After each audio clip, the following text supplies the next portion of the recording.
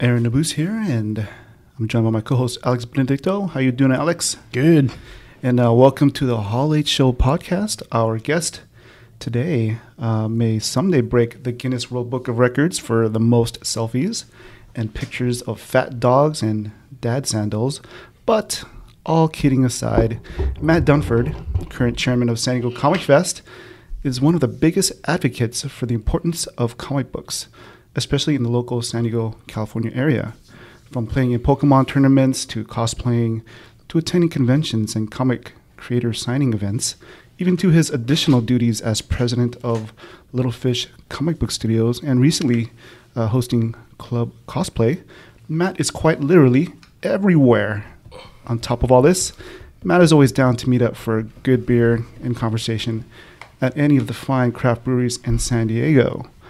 San Diego Comic Fest takes place on April 20th to the 22nd, 2018, and we can't think of anyone else more qualified to give us a preview of what's in store for this year's Mary Shelley-themed SD Comic Fest than our good friend, Mr. Matt Dunford. Welcome to the show, Matt. Oh, thanks for having me back again. I mean, I can't believe it's been so long since I've podcasted with you guys.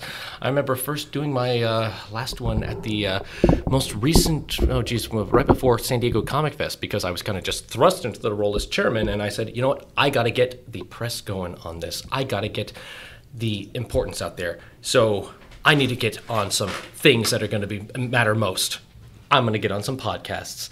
So you guys reached out to me, and I just thought it was like, okay, there's another podcast I haven't heard of. And I said, you know what, I'm going to give you the all-star treatment. We're going to get this done at a very cool location at the San Diego Comic Art Gallery in their exclusive room where they have all their most important printed materials there and all their Eisner Awards.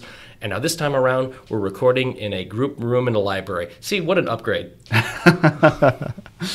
We kind of saw each other recently at WonderCon up in Anaheim, ever so briefly. And I wonder if you could just sort of give us a brief recap of your experience there, because I know that you hosted, as I said earlier, a Club Cosplay. WonderCon, what a weekend. Wow. Okay, so, roughly about a month or so ago, it was revealed that I was going to be the host of Club Cosplay. And I've been wanting that role for a while, so Club Cosplay came back with a bang. It had gone away for about, roughly 2 years, but then after, some of the other nerd nightclubs kind of phased out, the real deal came back, and they entrusted me with the role as the host. So I came on stage, and it was a very intimidating role. I'll just tell you about the setup for it, because I was never really much of a cosplayer. I go to cons all the time, and I see cosplayers, but it wasn't really until the folks from Club Cosplay were doing a San Diego show 3 years ago at the House of Blues that they, came by Little Fish Comic Book Studios where I was working at the time. They gave out some promo flyers, and they said, here's a pair of free tickets. Why don't you come on by for us? And I went, and I realized the night before, I don't have a costume. Maybe I should make one. So I decided, okay, the movie that was running really hot at the time was The Interview, starring James Franco as Dave Skylark, and everyone is always saying how I have a resemblance to James Franco, and so I decided, okay, do a makeshift Dave Skylark costume, and people loved it. People got it without me even having a Kim Jong-un, partner on hand, but it just was the most fun night, and everyone loved the costume, and I had such a fun time. And then I just would start going to Club Cosplay. I would really just make costumes the night before, and with the most minimal effort. I just go into Goodwill, grab 3 things, and make a costume out of it. I can't sew, I can't do makeup, I don't have that sort of thing, but I would just do dorky characters like Bill Nye the Science Guy and Ernest. But what really gave me the breakthrough character was when I did Weird Al Yankovic, and then people were so entertained by that Ivan, the host of Club Cosplay, said, hey, Matt, can you sing? And it's like, sure. And he asked me to do a performance on stage, and I did it, and people loved it. And so when finally a lot of pressure was on for me to host Club Cosplay, I agreed to do a song and dance number, the dance from Napoleon Dynamite. I opened the show by doing that, and that was a whole lot of fun. And then I am out of breath, and then as soon as I'm done with that, the cheers and applause are rolling, and I have 30 seconds to change into my next costume. So I have to change into my Amish Weird Al, and I put that on, and I'm still just sweaty, exhausted, overheated, and I have to go out there scolding as the Amish guy, saying, "Now look here. This is a nerd-safe environment. There will be no illicit touching of the ladies, or men if that's what you're into. There will be no 'where's my hug?' There will be no lewd photography. But if you need a better lesson in morality, I think I ought to give it to you." And then they just drop the beat to Amish Paradise, and the entire club just starts getting right into it, and I just had the most phenomenal night. I was so buzzing on energy from hosting and singing and dancing and doing the show that I could not even sleep that night. I was at the House of Blues that day doing sound checks I started doing sound checks at like 3 p.m. and I left the club at 3 a.m. And I just had the most incredible night. And anyone who saw me at WonderCon knows how amazing how I was feeling that weekend, just from just rolling around, doing everything and anything. And I just had a great time at Club Cosplay, but now it's full speed ahead into San Diego Comic Fest. You're right, and that's why you're here. Maybe you give us a quick rundown on why you picked Mary Shelley as this year's theme. Why did we pick Mary Shelley's Frankenstein, or the modern Prometheus, as this year's theme? Old Frankenstein is turning 200 years old. I know, and he looks so young. It looks like he just died yesterday. What's the secret? What's his secret? I don't know. Maybe it's Maybelline. But maybe he's just put together well. But yes, it is such a monumental occasion that such an important literary work is turning 200 years old. But some people have gotten on my case about it and saying, well, why are you not going with a comic theme? Why are you going with Mary Shelley's, Frankenstein?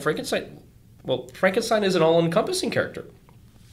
He first appeared in literature, basically creating the genre of science fiction, using science in your fiction. It's there.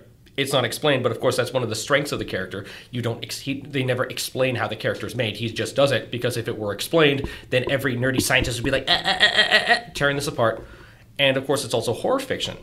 But Frankenstein has also been prevalent in film, in cartoons, and comic books. So it covers all the areas that we do, because, we always say comics, science fiction, film. Frankenstein covers all of them. I want to cover different aspects of Frankenstein through the years, from the Universal monsters to the literary work to like the Bernie Wrightson rendition. I want to hit like Frankenberry. I want to hit just like, Frankenstein Jr., the Hanna-Barbera the cartoon. I want to cover all this. I want to talk about its influence on the Hulk and so many other aspects and characters in fiction. So Frankenstein is such an important character that we can't not do it, because I look around and it's 200 years of the character and nobody else is doing it. The literature conventions, the science fiction conventions, the horror conventions, no one else is doing anything on Frankenstein. So, wow. So it falls upon us to do it. Now, some of the guests that are coming, I know you have one of your literary heroes or comic book heroes coming as well. Oh yeah, we've got a lot of really great comic book heroes coming on board for it. So our guest list has been finalized. One of the guests that I'm very happy to bring on board is Mr. Steve Purcell. And if you're not familiar with this guy, he got his start doing comic books. You might know him from doing the comic Sam and Max, which led him to be one of the key architects of the LucasArts video game development company. He was brought on by George Lucas, helping to make like games like Monkey Island and Sam and Max's adaptation and those adventure games of the early 1990s, which I grew up playing and I'm such a big fan. But nowadays he's a pretty big wig at a little company you might know called Pixar. He helped write a movie called Brave and like the Toy Story that time forgot, and now he does all this character development for stuff at Pixar. So that's pretty cool. Other cool people that we've brought on board, well, keeping up with the Frankenstein theme, we've extended an invitation to Boris Karloff's daughter, Sarah Karloff. So she's going to come out and about to talk about her father and her experiences with them. So, it's keep it in the family, because let's be honest, the rendition of Frankenstein that people know the best is the Universal Pictures Frankenstein. So that is, what we assimilate as the most iconic, but we don't disregard the other renditions of Frankenstein, but we want to celebrate that classic rendition of the character and the film adaptation of the character. And of course, we also have our guest of honor is Miss Karen Berger, who got her start at DC, and she moved on to become the editor-in-chief at Vertigo, helping to really spearhead the British invasion of comics, helping to give careers to UK talent such as Neil Gaiman, Grant Morrison, Peter Milligan, bringing those guys over and getting them into the United States. And you know how old she was when she got that role? She was like 27 when she got that editor-in-chief role. How? And people tell me I'm doing good for my age. We also are celebrating dealers. So we've actually invited our comics dealer guest of honor is Mr. Jamie Newbold, who, if you've ever been to SoCal Comics up on Claremont Mesa Boulevard, Jamie's sort of the Papa Bear of the comic retailers around town. So, he's even been on Pawn Stars for his ability to wheel and deal comics. So, he's a really good guy, and we're happy to bring him on board for us. He just had a book come out, right? Yeah, he's what's it called? The senior comicologist or something like that. So, yeah. I don't know the exact name, but I'm looking forward to picking up a copy. I think he's basically using his experience, I guess, in law enforcement as to sort of... Yeah, I mean, the dude used to be a cop back in the day, so, he's got some cool stuff on board, too. Other characters that are, funny characters, as I call them, but they are really our guests. I have extended the last guest I invited before things were finalized, Mr. Buzz Dixon, who pretty much wrote for just about every single 80s cartoon out there, from Thundar the Barbarian, G.I. Joe's, Tiny Toons, Batman the Animated Series, Transformers, and very much he was one of those guys who was really instrumental in those cartoons of the era, which were toy advertisements disguised as cartoons, but that didn't stop us from being entertained by them, and we really, really like it. And then because we had so much fun with our X-Men stuff last year, we decided to bring back our X-Men guests. So Eric and Julia Lewald are coming back, and so is Larry Houston. So I'm really happy to be on board for that because our guests were having so much fun with all the X-Men stuff. And my biggest regret was I didn't get to attend enough X-Men panels myself because I was being put on as a panelist against it. It's like they were doing the Nightcrawler episode, which was my favorite one, and they had me at a panel, and I'm like, I can't believe I'm missing it. I can't believe I'm missing it. But just so close yet so far. Also, my good friend John Semper, who is the creator of the Spider-Man animated series, who just got off a run on Cyborg for DC Comics, is coming back to the show, and I'm happy to have him there because this guy has worked with some small-time folks of the entertainment industry like George Lucas, Jim Henson, and Stan Lee, small-time folks like that. So he might have some stories to tell about them. And other people that are going to be coming back, we're happy to welcome back Rob Salkovich, who has done the author of Comic-Con and the Business of Pop Culture. He writes for Forbes, he writes for IVC2. So he is that guy who keeps you informed on the business side of things within the comic and pop culture industry. And he's always a really entertaining guest to come on back on.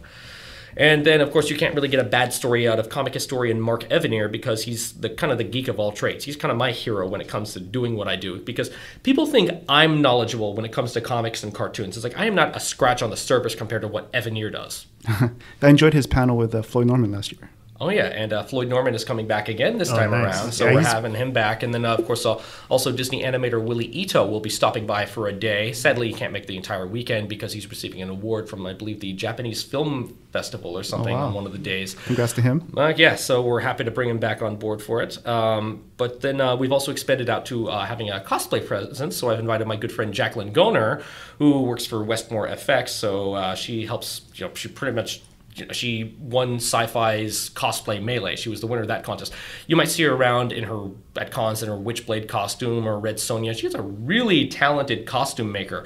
I mean, she actually has talent for it. As I mentioned, I go into Goodwill and grab 3 things and people think I have talent. That's not talent. That's just being lazy. That is what Jacqueline has. She has skill. So yeah, we have so many more. We've also added Alex Nino to the mix of things. We've brought David Scroggie on board, who has served us for 23 years as the VP of marketing for merchandise at Dark Horse. So he's got to have some stories to tell. We're happy to bring him on board because he actually was one of the founding uncles of Comic-Con. He was there with the original gang of guys before he had a career in comics. He helped start San Diego Comic-Con, and we could never really match him up because he was always off at New York Toy Fair. But now he's actually retired, so he's coming to Comic Fest to tell his stories of the day. Awesome. Looking forward to hearing that. Also got Mike Royer coming back. Mike Royer, who's always the most entertaining guest around. He's just like, he is just the it's just like, everyone just knows him. Oh, he's the funny old man, right? Yeah, you just can't get a bad story out of him. He's always so good with his jokes and humor, and I just love having Royer around. Just he's just, and if you need to find him, just look for the bar. He'll be the guy ordering screwdrivers and making dad jokes. I guess I was going to go to cocktails later, but since you brought a bar, we can sort of segue into that. What are some of the cool cocktails that'll be served at the cafe this year? Well, we're actually keeping that a mystery right now. But of course, Alonso Nunez, who is the executive director of Little Fish Comic Book Studios, in his free time on Thursday nights, he invites all the comic book folks around town to have cocktail nights at his house. And you guys got to start coming to that. He's like, you've been missing out because it's cool. It's free drinks. So he likes to experiment with classic cocktails and variations on stuff. So he's actually going to be doing some more Frankenstein-themed ones. I know he's going to do a variation on the Corpse Reviver. Get it? Get it? You get it? You get it? So that's going to be some nice ones, because last year he instructed the bar on how to do the Jack Kirby themed cocktails. So those were really good. Okay. All right, I guess we can go to program. What are some of the standout programs that are going to be there this year? Well, each guest is going to have different programs going on board for it, and of course we're still finalizing things and smoothing things out, adding new additions, moving things around. Last year, the constraints of our venue, they wanted everything shut down for the rooms at like 6 p.m., which I wasn't really down with. I want the evening program because a lot of people are going to be spending their weekends here at the hotel, so I want them to have something to do at all times. So we have the flexibility to do that now with our new venue. And so some of the programming we do have on board for it, I'm always looking forward to Scott Shaw's Oddball Comics, where he just makes fun of the most ridiculous comic books of all time. And I'm really happy to have that on board. And he also does his late night edition, where he can be a little raunchier with some of these comic materials. And if you've never seen the late night comics edition, that's going to be the really good one as well. And we have so many other good programs that we have in the lines, but ones I'm really looking forward to is the Legal Geeks. The Legal Geeks are going to be doing a legal talk on the ethics of Frankenstein, and they're going to say, is Victor Frankenstein to be punished for his crimes that the monster did? Should the monster be tried as a child, or should he be held as an adult for his actions? Because the monster was barely a week old when he's throwing that little girl into the lake and stuff. So it's really good to look at the legal aspects of that. The Legal Geeks are always providing entertaining programming. Like last year, they did the ethics of the Sentinels in X-Men, saying, were these preemptive strikes legal in regards to what they were doing? And of course, the year before, when they were doing the trial of the Winter Soldier, saying, should he be held accountable for his actions, or should he be tried as insane for being brainwashed? So yeah, because the emphasis of our convention is we want to provide the most entertaining programming around. Because at conventions nowadays, you kind of just get caught up going to cons and hanging out with your friends. A lot of us forget, they have some really good programming going on. We kind of omit it, but in a small, intimate environment, I want people to really be entertained and informed by these programs. So I want you to call in and say, like, oh my God, that was so cool, and I didn't know that. I mean, we had a couple comic history panels last year where I walked out saying, I didn't know that. And like, those were the ones from Arlen Schumer, because I can attend comic history panels and be like, yeah, knew that. But when I walk out of a panel saying, wow, I didn't know that, that is what impresses me. Yeah, that was a definite highlight for me anyway. Last year was meeting Arlen Schumer. You mentioned venue. You want to talk about the venue that you're going to be at this year? The venue, yes. We're back at the Town and Country Resort in Mission Valley. It's nice because we have more rooms for panels. We have more space to accommodate for our venues. Like, we've parted ways with the 4 Point Sheraton due to they got some new management or whatnot. So we've been at the Town and Country before, which is a nice venue. It's across the street from Fashion Valley. So if you feel like just going to the mall to get a lunch break or whatnot, you can just go do that. So it's nice. It's centrally located, and it allows us to have more room for panels, bigger audiences in those panel rooms, and just have a nice, cool, intimate environment with everyone, which is what we want. Cool, and should be easier for public transportation, right? Yeah, because last time around, because you're right by the trolley stop, because we had some issues with parking last time because the place had 900 spots. I'm like, I didn't think that would be a problem, but it's a good problem to have once you know that you're popular. So we have more space to accommodate people for parking and public transportation, that sort of thing. So we're easy to get to. We're just right off the trolley if you feel like taking public transportation, right next to the mall if you feel like just getting away for a little bit. So just have it come by, have a good time. And roughly how many vendors and artists are you expecting this year?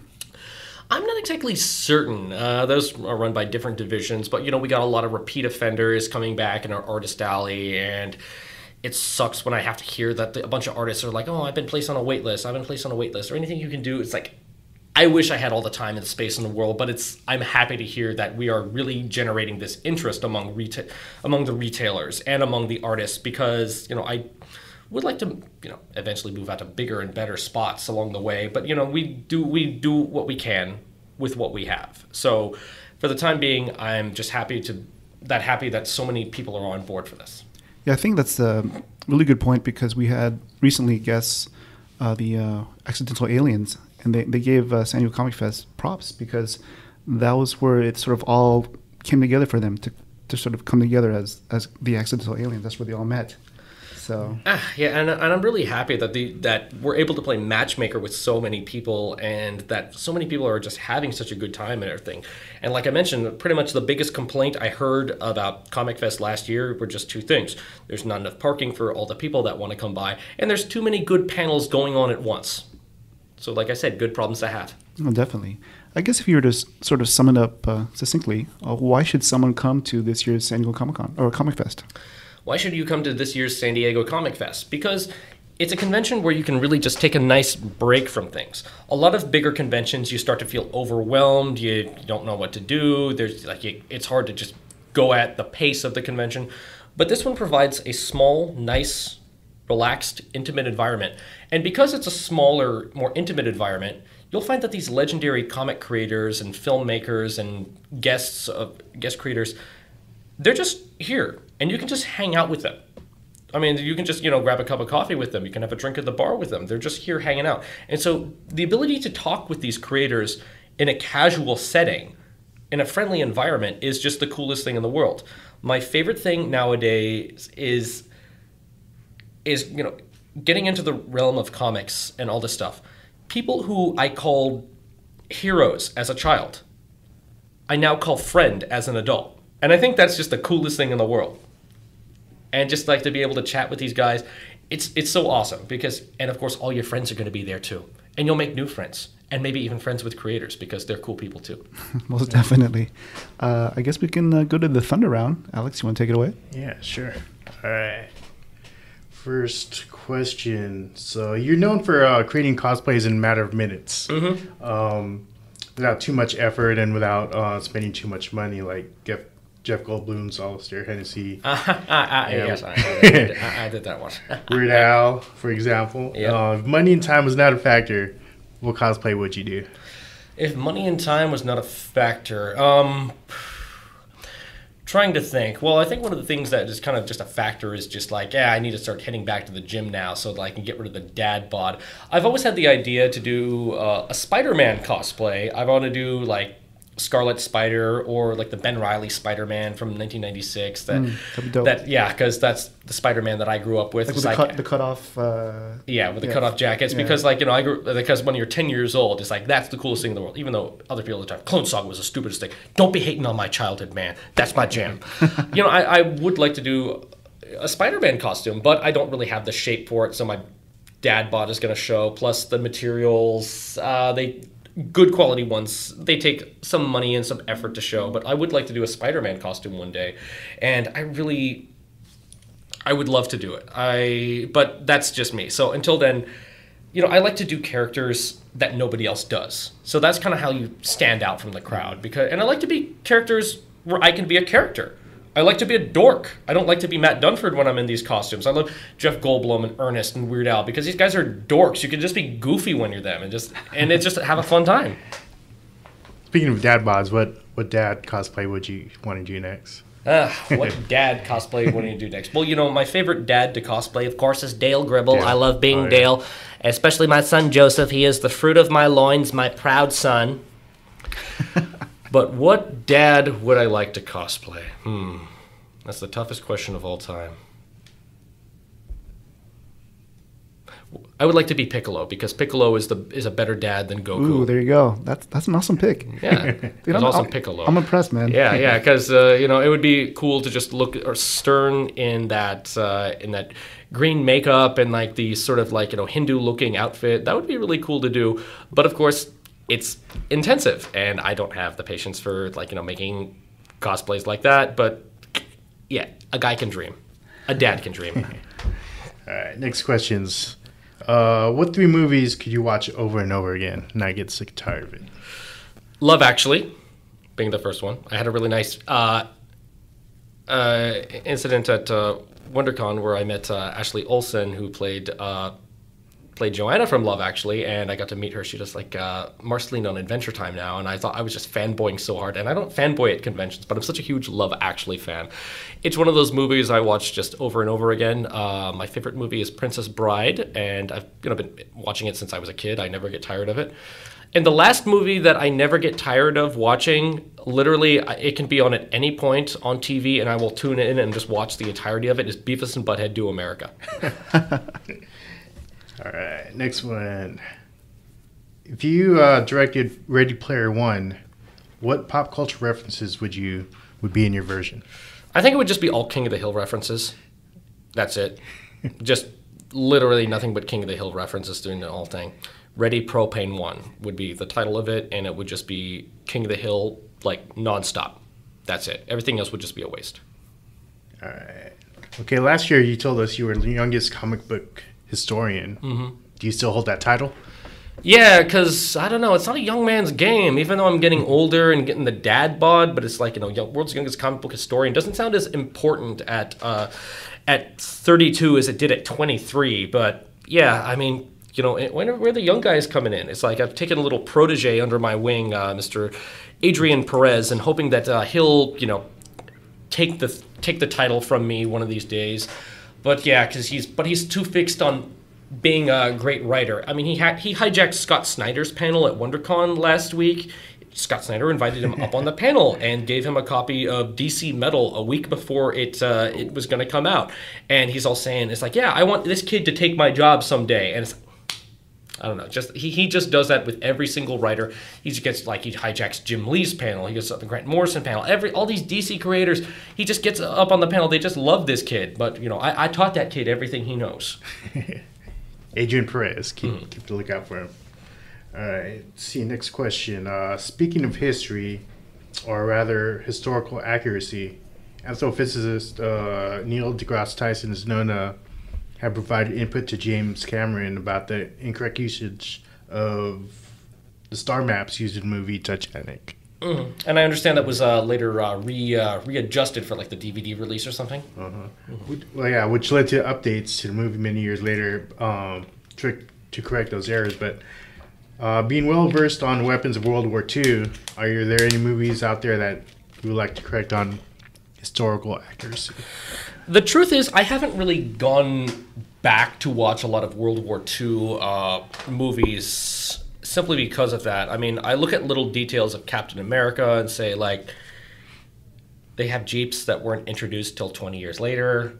The Hydra bomber vessel that they were using is very much based off the Horton 229, which was captured by the Allied forces and taken to Grumman Aviation Research. And 40 years later, after refining the technology, they came out with the B-2 Spirit, the stealth bomber. But the truth is, I just don't watch World War II movies anymore, just because I have become so ingrained in the research that I notice the inaccuracies here and there. I walked out of Dunkirk because I felt it to be just really too inaccurate. They were just, I just could not dig it anymore. And so that has made me, hesitant to like read certain Captain America comics and whatnot. However, when you do read certain ones from like the 1940s, they really actually get the accurate details down because they're actually, going from stuff at the time. They're looking at research and all the things from wars that are actually happening. So older Golden Age stuff, they get it right. Silver, but you do have to take it with a little grain of salt. But honestly, for the most part, I'm just kind of just like not into World War II movies. But Tora does it best, if you ever to say one. Was your since that was like your favorite, 50s, 60s type movie, what's like a favorite modern day, say past 20 years, World War II movie? Downfall. That story of Hitler's last days in the bunker. So they get it right. That's a movie that really gets it right. And the guy who portrays Hitler is really awesome. And if you're not familiar with the movie Downfall, you've all seen that meme video of Hitler getting angry at stuff for no reason. That's the movie that it's from. But he is having to... 999. Yeah, he's doing that. And so it just documents the last days of Hitler as he's hiding out in the bunker as the Russians are advancing on Berlin. And he's just saying, it's like, we're going to do this, we're going to do this. But then it gets to the point of just his generals reluctantly telling him, you've exhausted your resources. You threw too many troops out at Russia where they all froze to death, and now we have no one to barricade our forces. We do not have enough oil reserves left to support an air force to attack the Americans on the west side. We are being surrounded, we are being bombed, and it's over. And Hitler's pretty much just last denial of that. So it's a great film to watch. Cool. I guess to sort of put it in context, to let our audience know, like why are you so knowledgeable about World War II in general? I actually worked as a copywriter for a World War II historical society. So every day I get to write about World War II stuff, and there's cool new developments. I really appreciate what Microsoft co-founder Paul Allen is doing, because he gives me a lot of material to work with. Paul Allen, who co-founded Microsoft, is a very big World War II aficionado. So he actually has a World War II plane museum, and he has this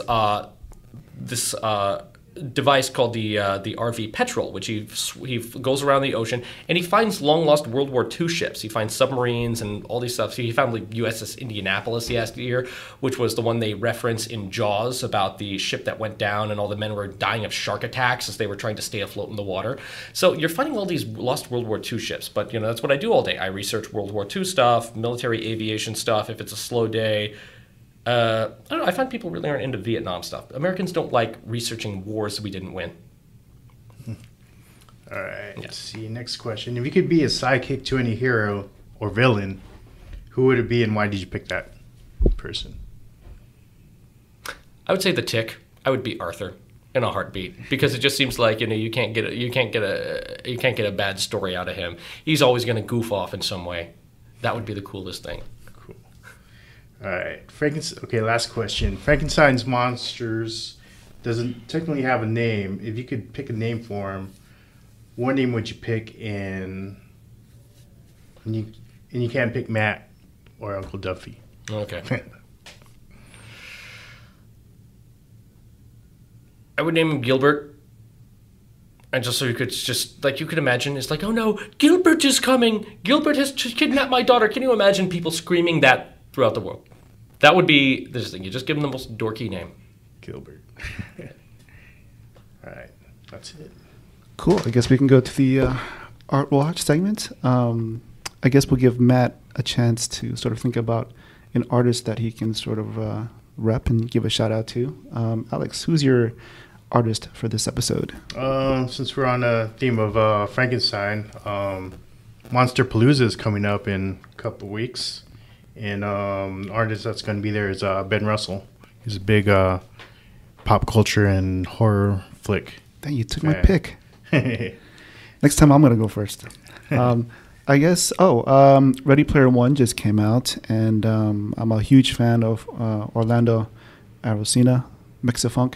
He's a badass vector artist. He had a poster that he did for the IMAX release of Ready Player One in conjunction with Poster Posse. It's a whole project that they did. So please look up Orlando Arocena, Mexifunk, and also follow Poster Posse.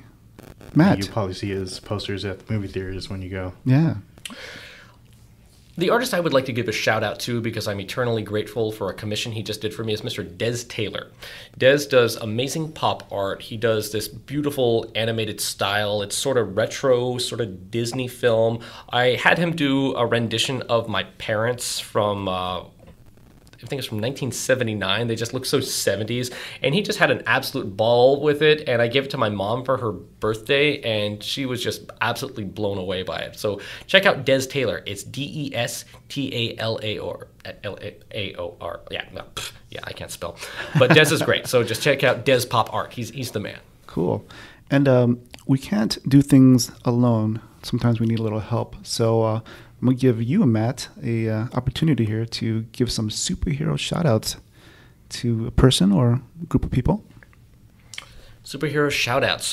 First off, I would like to give a superhero shout-out to Mike Towery, who's the founder of Comic-Con and also the organizer for San Diego Comic Fest. I thank him for this wonderful opportunity that he's bestowed upon me to be chairman and be so active in this role, and for starting up Comic-Con in general, because without him, there would be no Comic-Con. We wouldn't be doing what we were doing without Mike. Next guy I want to give a superhero shout out to is Ivan McLean, the organizer of Club Cosplay. I'm so happy that Club Cosplay is back, and I want to thank you so much for bringing me in to host the venue. I had the night of my life, just entertaining the fans, and everyone just all weekend was just coming up to me saying about how much fun they had, and so how happy that they're back for this, and that club did not slow down. About the bands, the DJs, the dancers, everything about it just got stellar reviews, stellar performance, and I'm happy that we're going to be doing this again. And then last shout out that I want to give is to Bowser, the bulldog in my office. I know he gets sad all day long, hanging out by the stairs, waiting for people to come up and shower him with affection. But don't worry, Bowser, we all love you. I'm surprised you haven't started an Instagram account for him yet. No, he has one. He has one. Beast Mode Bowser. Oh, wow. I did not know that. Alex, do you have anybody you want to give a superhero shout out to? Superhero shout out goes to my co-host, Aaron. Early birthday shout out for starting this podcast. Being a motivator for Comic-Con Fit, and being a brand ambassador for the Mobile Film Festival. So shout out to you. Oh, thank you so much. And I guess it's a good segue. I was going to give a shout out to Susie Botello, the founder of the International Mobile Film Festival, and also to Tim Ludi from Under the Capes podcast. Both Susie and myself were a guest on his podcast yesterday, and he asked us to come on the show to sort of talk about the International Mobile Film Festival. And then we're also going to be doing another podcast next Saturday with Susie and Tracy, Hot Nerd Girl, her Star Wars Steampunk Universe cohorts will be escorting some of the filmmakers during the red carpet during the festival. So looking forward to that. So thank you to all of them. I guess we can start closing out the show. Where can people find you, Matt? Well, you can always find me at my Facebook page, just Matt Dunford, MattDunford. You can also find me on Twitter. I'm not very active on Twitter because mostly it's just my account just gets hacked by porn bots, so not a thing. But you can also find me on my Instagram of Matt Dunford, MattDunford, one word. And, also check me out, trolling through the social media for San Diego Comic Fest. We have an Instagram, we have a Twitter, we have a Facebook page, so look for me around there as well. So follow us, grab your tickets for San Diego Comic Fest, grab a hotel, and mainly come. Come for a day, come for an hour, come for the whole weekend. I just want to see you there, and I want you guys to have a good time. Awesome. And San Diego Comic Fest takes place April 20th to the 22nd, 2018 at the Town & Country Resort and Convention Center here in San Diego, California. Matt, is there anything else that you'd like our audience to know about that you feel we missed? No, I think you nailed everything, but just the important thing you missed. Don't miss out on San Diego Comic Fest. We'll be there, and I hope our audience will try to make it there too. Alex, you want to close out the show? All right. Thank you for listening to the Hall H Show podcast. Our mission is to put the Hall H spotlight on some of our favorite pop culture and comic book artists, writers, and other creatives. We also love to support intimate Comic-Cons like San Diego Comic Fest. Thanks to the San Diego Comic Fest chairman, Matt Dunford, for coming on this show. You can find this podcast on iTunes, Google Play, Stitcher, TuneIn, Spotify, and our website, hallh.com. If you believe in our mission to be the voice of independent creators, we would appreciate a rating and a comment on iTunes. And please spread the word on social media using the hashtag HallHShow. Peace, cheers, and artists assemble. And please make sure to make it a point to visit Artist Alley, small press, and non-mainstream vendors and all the conventions you plan on going to this year. Peace. Cheers. Talk to you later. Bye.